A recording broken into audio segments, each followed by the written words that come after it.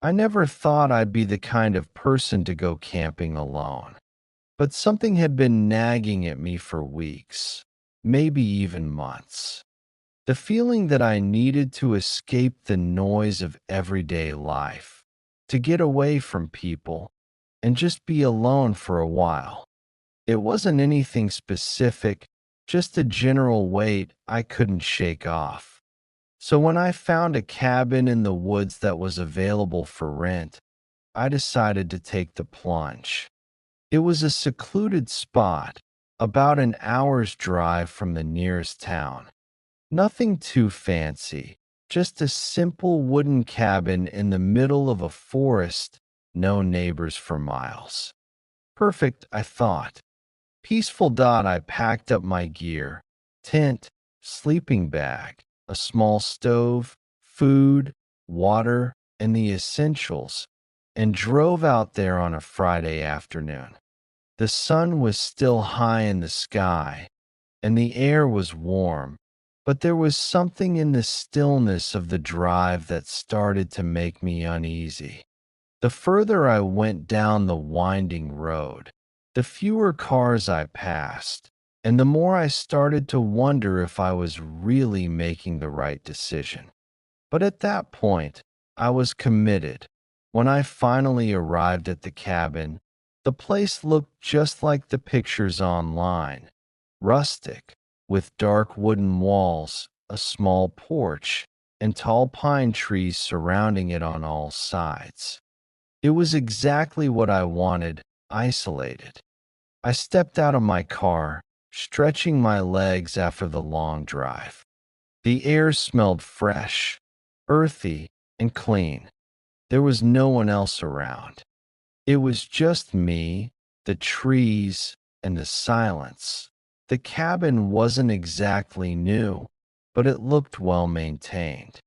The front door creaked when I opened it, and the scent of old wood and dust greeted me. I took my bags inside and set up my things, unfolding the sleeping bag on the small cot in the corner, unpacking my food into the tiny kitchenette, and organizing my gear in the small closet. Everything seemed fine. As the sun dipped below the horizon, the air cooled quickly. I went outside to start a small fire in the pit just behind the cabin.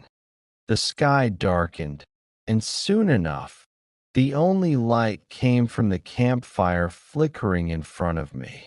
I sat by the fire, toasting a marshmallow and watching the flames dance. The forest felt peaceful, calm. Every so often, I would hear a branch crack in the distance, the rustle of leaves as an animal moved through the underbrush. But there was nothing that felt out of the ordinary. I stayed up for a while, watching the fire burn down to embers. As the last of the orange glow flickered out, I felt that familiar chill in the air, a reminder that it was going to be a cold night. I headed inside, locked the door, and settled into bed. I woke up in the middle of the night. Something wasn't right. At first, I couldn't place it, just a feeling that something was off. I listened carefully to the silence, but all I could hear was the faint rustling of leaves outside the cabin. I chalked it up to my imagination playing tricks on me. After all, it was just me in the middle of the woods. There wasn't anyone else around, right?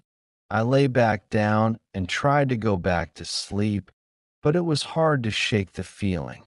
It was as though the forest was watching me. The air was heavy, thick with an unsettling stillness. I told myself to relax, but my heart was racing a little faster than usual. Then I heard something outside the cabin, a noise, not the usual rustling of leaves, but something heavier, something that seemed to be walking around the cabin. Slow, deliberate steps. My heart skipped a beat that I sat up in bed, straining my ears, trying to figure out what it was. I told myself it was just an animal, maybe a deer or something bigger, like a bear, though I hadn't seen any tracks nearby. Still, the way it moved around the cabin felt purposeful. I grabbed the flashlight on the nightstand and turned it on, the beam cutting through the darkness.